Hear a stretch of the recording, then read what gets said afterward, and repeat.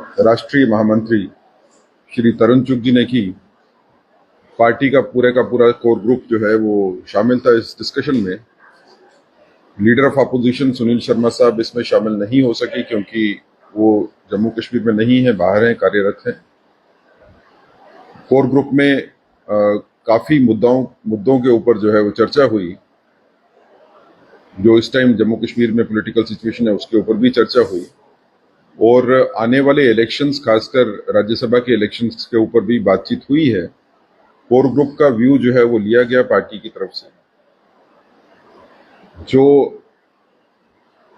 इस इलेक्शन की, राज्यसभा के इलेक्शन की इंपॉर्टेंस को देखते हुए उसमें चर्चा में कुछ विषय जो है वो आए कि आज के काल में किस तरह के व्यक्ति की जरूरत है जो राज्यसभा में भारतीय जनता पार्टी की नुमाइंदगी करेंगे। ये सब चर्चा इन मुद्दों पे करने के बाद ये पहली मीटिंग थी पार्टी की। इसके बाद जो है वो आगे भी इसके ऊपर जो है वो चर्चा अगर जरूरत पड़ेगी तो की जाएगी।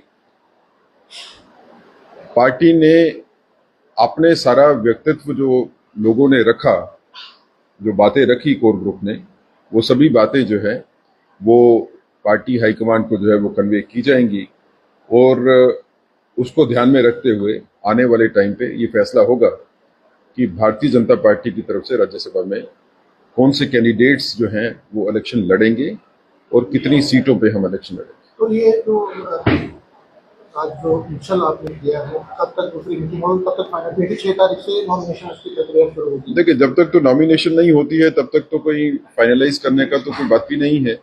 अभी ये इनिशियल मीटिंग थी जिसमें कोर ग्रुप के हर मेंबर से उसका व्यू पॉइंट लिया गया कि राज्यसभा के आने वाले इलेक्शन में कोर ग्रुप का व्यू क्या है।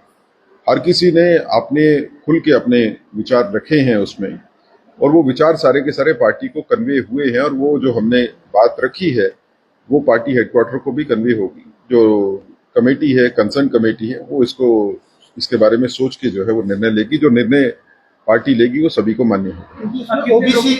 ओबीसी चेहरे को लेकर भी क्योंकि डिमांड हो रही थी कि ओबीसी को अपने एक प्रतिनिधि मिलना चाहिए, ओबीसी मेंबर को भी। सभी मुद्दों के ऊपर चर्चा जो है वो कोर ग्रुप में हुई है। रिप्रेजेंटेशंस जो है उसके लिए जो क्राइटेरिया हो सकते हैं वो सभी क्राइटेरियाज पे चर्चा होके वो सब चर्चाएं जो है वो पार्टी के ध्यान में लाई गई हैं और उसके ऊपर जो है फैसला जब पार्टी करेगी वो सभी को मान्य है। कितने लोगों पर चर्चा हुई, कुछ आइडिया आपके कितने? देखिए, पार्टी ने अभी कोई फैसला नहीं किया है।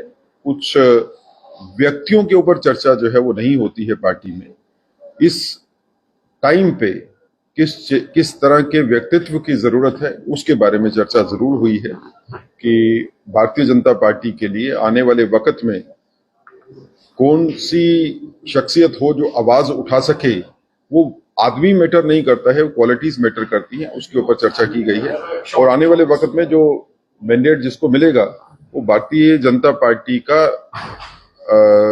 रिप्रेजेंटेशन जो है वो इफेक्टिवली कर पाएंगे राज्यसभा में, ऐसी पार्टी की सोच। क्योंकि आपके पास चैलेंज है कि अगर एक सीट आप जिसपे आप एज है आपका, उसमें भी आपको दो वोट चाहिए। फ्लोर स्ट्रेटेजी पर बात हुई कि जिस तरह से पार्टी अगर एक दो सीटों पे अपनी कंसल्टेशन करे, शो करे, स्ट्रेंथ करे, तो उसके लिए क्या भारतीय जनता पार्टी सभी सीटों पे इलेक्शन लड़ेगी।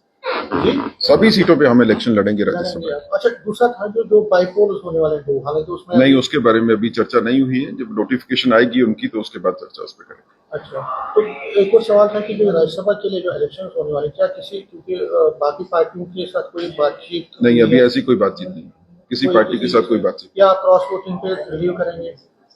अभी किसी बात पे कोई चर्चा नहीं हुई है। क्रॉस वोटिंग पे भारतीय जनता पार्टी बिलीव नहीं करती। Thank you.